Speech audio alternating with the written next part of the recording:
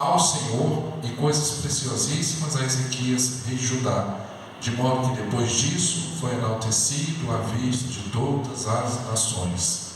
Só até aqui. Amados, estamos estudando sobre crônicas, um pouco apanhado histórico sobre o livro das crônicas. Os livros das crônicas, a palavra crônicas, vem do latim chronicon, tempo. Mas o nome em hebraico é Divrei Ha-Yamim, quer dizer, atos dos dias ou registro de acontecimentos diários. É uma visão diferente do que está no livro de Samuel e Reis, cuja autoria foi creditada ao sacerdote Esdras. Crônicas, Esdras e Neemias, estão intimamente ligados, respiram o mesmo espírito. E os livros de crônicas, eles foram separados, era um livro só.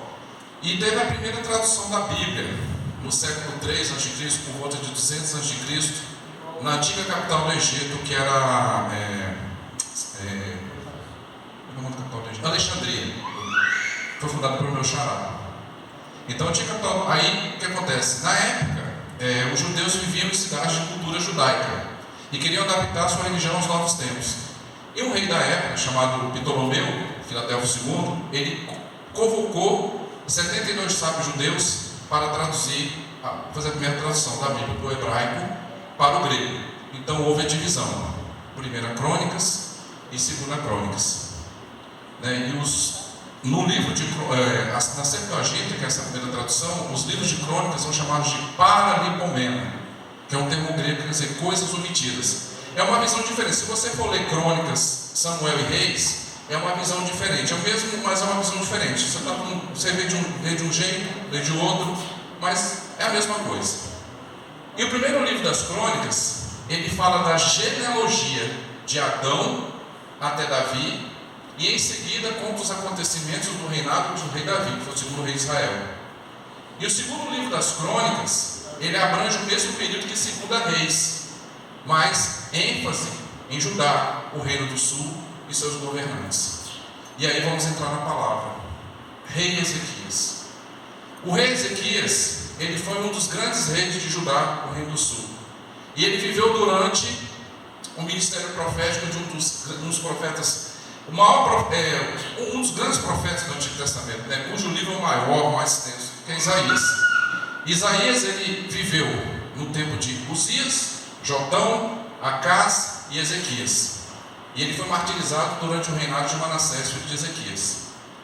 E nessa época, Ezequias, ele era um homem que, a palavra de Deus, se você for ler o livro das crônicas, fala assim: Manassés subiu ao trono, ele fez o que era errado perante Deus, instigou a ira de Deus.